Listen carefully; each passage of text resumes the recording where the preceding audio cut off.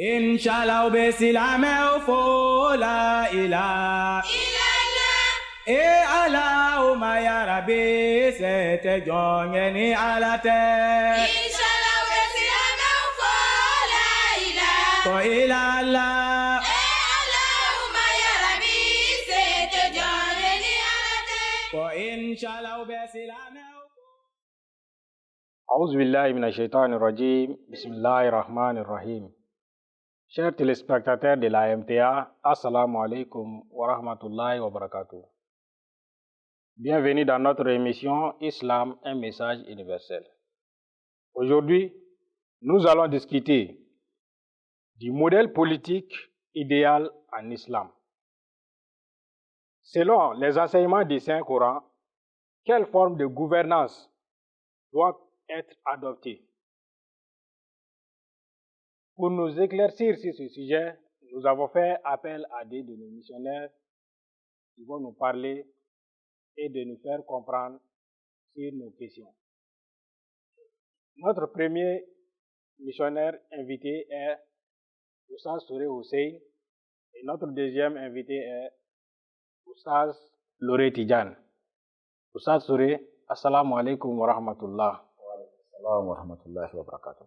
Oustaz Loré Tidjane, assalamu alaikum wa rahmatullah. Wa alaikum assalam wa rahmatullahi wa barakatuh. Bienvenue et merci d'avoir accepté notre invitation. Nous allons directement à nos questions, dont notre première question sera posée à Oustaz Touré.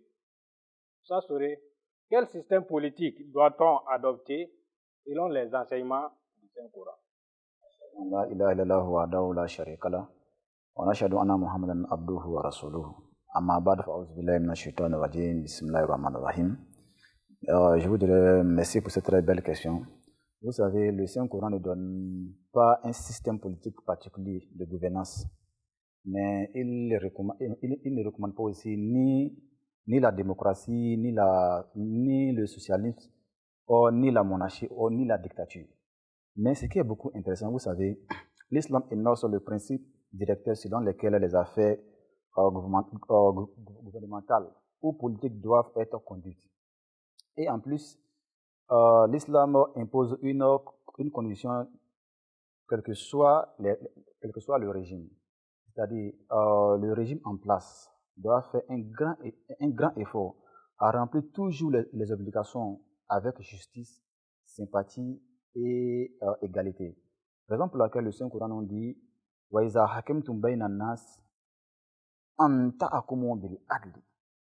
Quand vous jugez entre les hommes, wa iza hakimtum bayna nas, lorsque vous jugez entre les hommes, an tahkumu bil adli, jugez avec une justice absolue. Or, jugez avec une égalité absolue. Or, jugez avec une sympathie absolue. Voilà ce que le Saint-Coran donne déjà. Mais le régime au pouvoir doit être toujours aussi respecté et maintenir les droits fondamentaux des individus. Raison pour laquelle le Saint-Coran nous dit Inna laka alla tajua fiha wa la tahara wa innaka alla tasma'u fiha wa la tadaha. Cela veut dire quoi? Cela veut dire que le gouvernement doit mettre en place un système dans lequel les individus seront très contents. Et parmi ces systèmes-là, il ne doit pas être affamé. C'est-à-dire, le gouvernement doit mettre un système en place dans lequel, là où la famille doit être éloignée des citoyens, des citoyens de ce pays-là. Et deuxièmement, voilà, ta'ara. Le gouvernement aussi doit mettre un système aussi en place pour que ces adeptes, non pas adeptes, mais ces citoyens peuvent être vêtus. Or, le gouvernement aussi doit mettre un autre système aussi en place. Allah Tazma Ofiha doit mettre un système en place dans lequel ces citoyens aussi ne doivent pas être assoiffés. C'est-à-dire mettre des fourrages, créer des fourrages, mettre un système dans lequel à chaque fois l'eau serait là, toujours abondance pour le peuple. Voilà Tadaha. Et le gouvernement aussi doit mettre un système aussi en place pour que ces citoyens ne doivent pas être exposés à l'abri du soleil. Donc voilà déjà ce que le Saint-Coran dit. Mais l'islam va un peu plus loin en disant l'islam aussi met une emphase, c'est-à-dire l'islam impose le gouvernement pour le peuple. c'est-à-dire le gouvernement pour le peuple. Et le gouvernement pour le peuple veut dire quoi? C'est-à-dire, donc, quelle que soit la forme de gouvernementale, il doit, en toutes circonstances, être toujours pour le peuple. C'est la raison pour laquelle le Saint-Coran dit Inna Allah ya'murukum.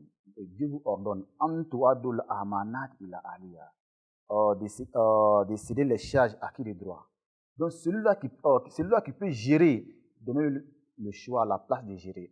Jazakumullah Ustaz Souré, nous avons bien compris votre explication à propos du système politique qui doit être adopté par l'enseignement du Saint-Coran.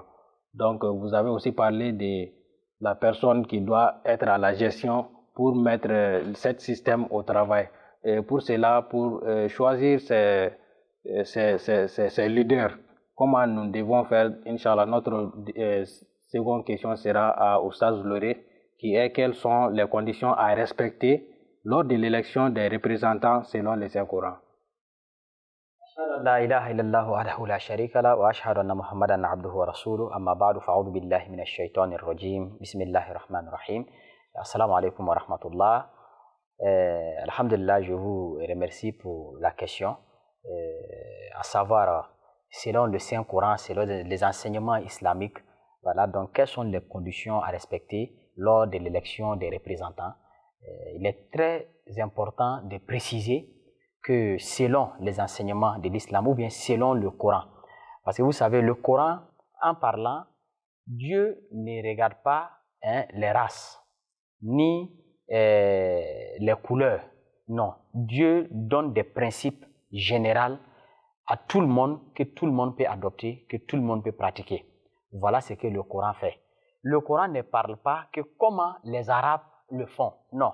Même si ce que les Arabes font est contraire à ce que Allah subhanahu wa ta'ala dit, cela, Allah subhanahu wa ta'ala ne se retient pas de dire cela, de dénoncer cela. C'est la même chose, quel que soit comment dirais-je, le système, voilà, le système qui est en place, leur manière de gérer, ou bien le peuple à qui Allah subhanahu wa ta'ala s'adresse, leur manière de gérer, Allah subhanahu wa ta'ala ne se soucie pas de cela, mais il donne une condition générale. Maintenant, pour ce faire, ceux qui doivent élire leurs dirigeants doivent être compétents. Voilà. Ou bien, ceux qu'on doit élire, on doit regarder, est-ce qu'ils sont compétents? Est-ce qu'ils sont honnêtes et mûrs? Et est-ce qu'ils ont le désir de servir leur pays? Est-ce qu'ils sont prêts à se battre? Est-ce qu'ils ont l'amour de leur patrie? Donc, voilà ce que le Saint-Coran demande. Mais le Saint-Coran ne précise pas, est-ce qu'il vient de nos régions? Est-ce qu'il vient de nos clans? Nous savons bien qu'aujourd'hui, dans le monde d'aujourd'hui, quand on veut élire des représentants, on regarde, est-ce qu'ils viennent de chez nous? Voilà, est-ce que nous sommes des mêmes ethnies? Est-ce que nous sommes des mêmes clans? Nous sommes des mêmes tribus? C'est tout ce que nous on regarde avant de le choisir. Alors que ce n'est pas ce qu'Allah subhanahu wa ta'ala demande. Est-ce qu'il est riche? Est-ce que celui-là, est-ce qu'il a des grandes relations? Est-ce qu'il a des grands... Non, ce n'est pas ce qu'Allah subhanahu wa ta'ala donne comme condition. Il peut avoir toutes ces choses-là, mais tant qu'il n'a pas l'amour de sa patrie, il n'est pas honnête, il n'est pas compétent, il n'est pas mûr intellectuellement, mentalement, il n'est pas prêt à se sacrifier pour sa population, donc cette personne-là, on ne doit pas le choisir, on ne doit pas l'élire comme un représentant. C'est pourquoi Allah subhanahu wa ta'ala dans le Saint-Coran, comme notre oustaz l'a dit, « Inna Allah ya'murukum an tu'addul amanati ila ahliha wa idha hakamtum bayna nasi an tahkumu bil adli » La traduction est comme suite. En vérité, Allah subhanahu wa ta'ala vous commande de céder les charges à qui de droit. Et quand vous jugez entre les hommes, de juger avec justice. Voilà ce que Allah subhanahu wa ta'ala demande. Mais Allah subhanahu wa ta'ala ne demande pas que la personne soit de telle religion.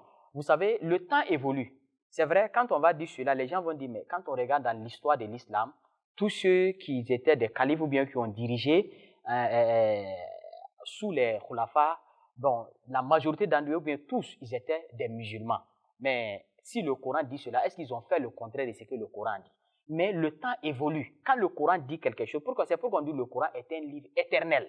Il ne parle pas pour se limiter à aujourd'hui, mais il parle dans une vision qui va toujours continuer et qui sera toujours applicable.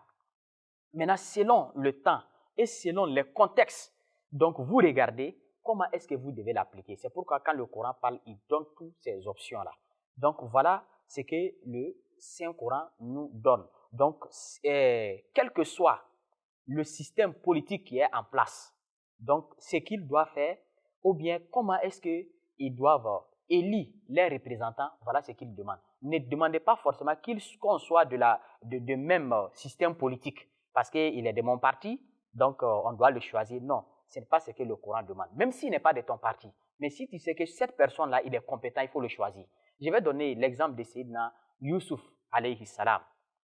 Lorsque le roi a vu que vraiment c'était un homme compétent, intelligent, c'est pourquoi le Coran a mentionné ce roi-là et il a bien parlé de lui, parce qu'il a bien agi et il a travaillé, hein, il a décidé de façon intelligente, de façon sage. Quand il a vu que Sayyidina Yusuf est vraiment intelligent et capable, il l'a choisi comme un représentant spécial. Et Sayyidina Yusuf aussi en retour, donc a dit, donc quel travail je suis plus capable de faire. Donc il a présenté cela au roi. Donc mets-moi à cette place et je vais le gérer de façon honnête. Et à travers ça aussi dans l'histoire, on sait que Sayyidina Yusuf alayhi salam, il n'a pas géré seul. Il n'a pas aussi choisi ceux qui étaient des mêmes religions que lui, des musulmans ou bien qui étaient des mêmes religions que lui de gérer. Non, mais il a aussi regardé ceux parmi qui étaient avec le roi et qui étaient capables de gérer ou bien de diriger le pays. Donc c'est à ceux-là qu'il a choisi et il les a placés comme des représentants et il les a donné des charges, des différentes charges à gérer. Comme là, nous avons compris que le choix être quelqu'un qui est prêt à se sacrifier pour la nation ou pour pour les groupes, Inch'Allah. Et maintenant, nous allons à notre question suivante qui sera posée à Oustaz Souré. Oustaz Souré, quels sont les règlements de base que le Saint-Coran donne à propos d'une forme quelconque de gouvernance? Alhamdulillah, encore une fois de plus. Vous savez, le Saint-Coran donne beaucoup de règlements de base.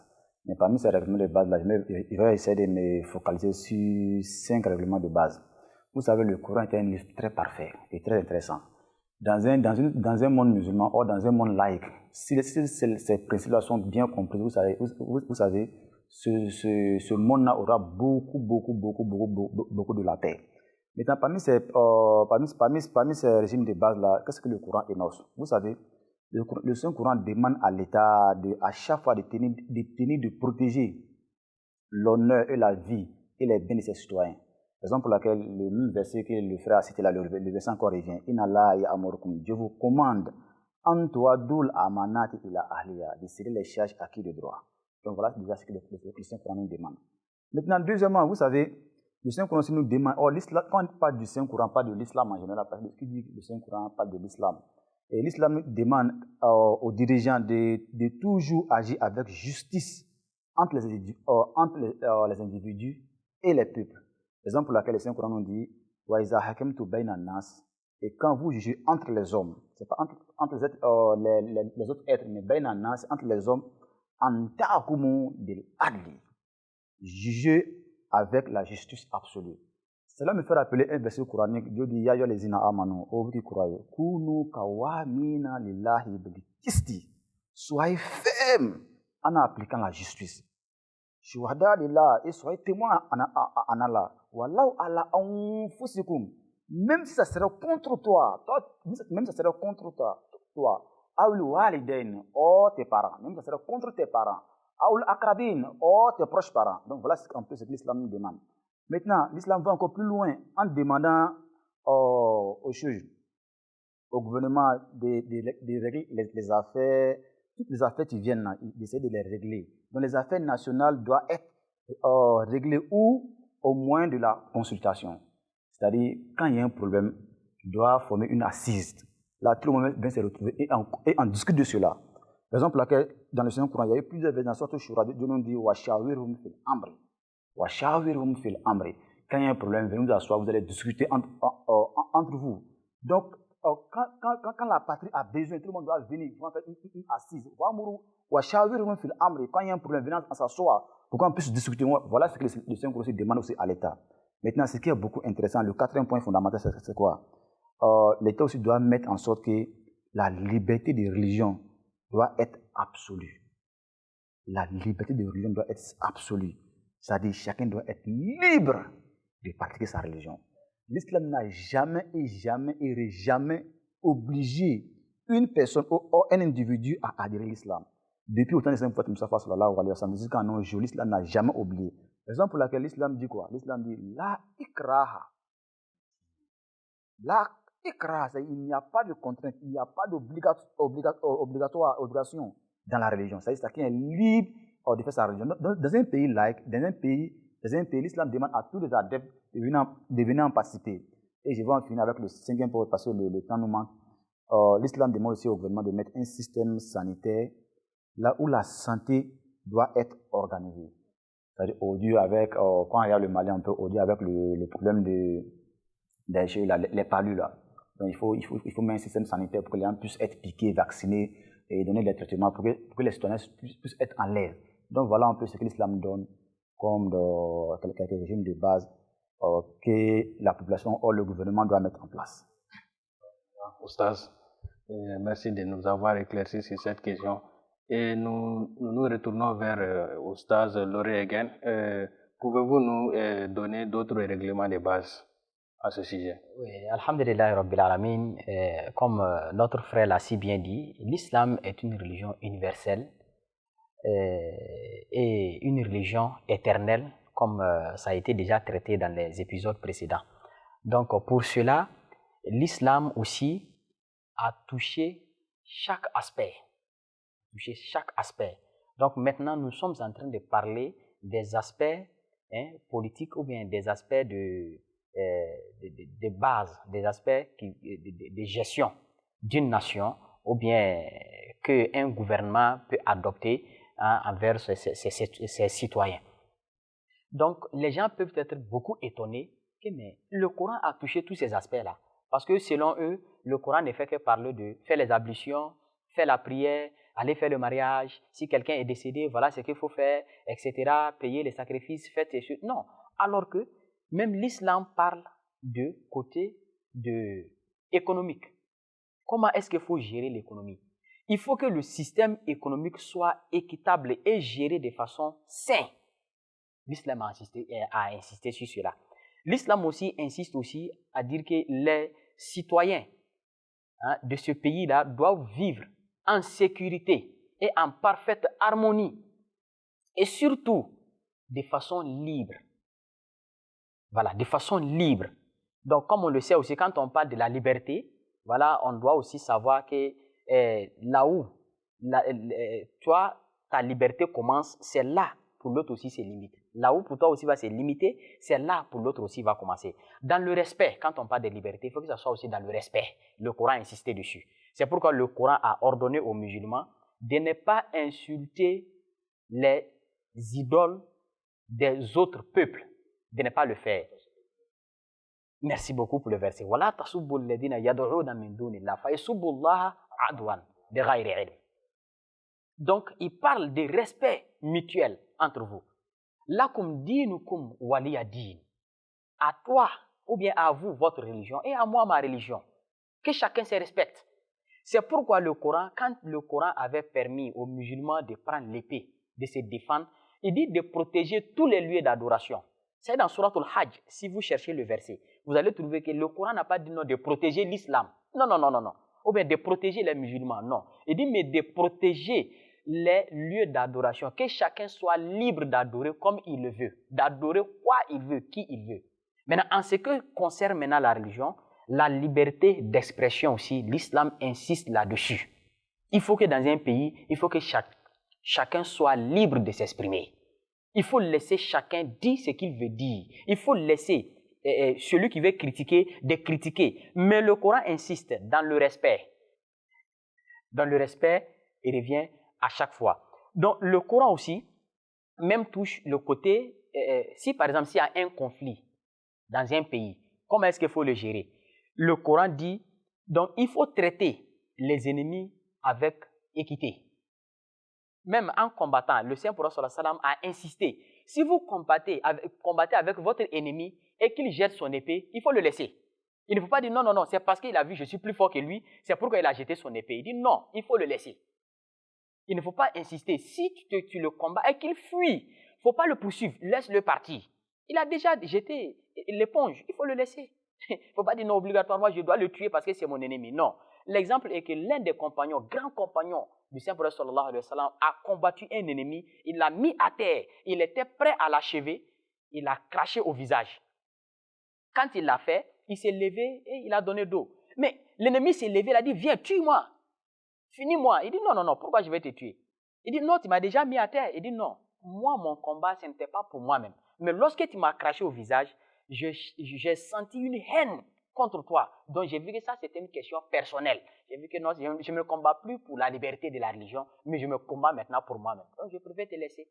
Il était tellement étonné, il dit, Ashhadu Allah ilaha illallah wa anna Muhammad Rasulullah. C'est que votre religion est vraie. J'adhère à cette religion-là. Donc il y en a tellement qu'on ne peut pas tout mentionner, donc on préfère s'arrêter ici parce que le temps ne nous permet pas. Voilà pour votre brillante explication. Et nous avons bien compris ce sujet à travers vos explications, dont les modèles politiques et idéaux de l'islam. Le modèle politique que l'islam propose pour que le monde soit dans une gouvernance de paix et de solidarité et de liberté. Jazakumullah. Et chers téléspectateurs de la MTA, nous sommes à la fin de notre émission. Nous vous informons que nous étions dans notre émission Islam, un message universel. J'espère que vous en avez beaucoup profité avec les discussions enrichies. Jazakumullah. Assalamu alaikum wa rahmatullahi ta'ala wa barakatuh. Masala minye sangolo dangola ila. Masala minye dugu kolo dangola ila. Masala minye alikaba dangola ila. Masala minye alijana dangola ila. Masala minye jahannama dangola ila. Allahumma ya Rabbi, c'était John yani alate, Inshallah.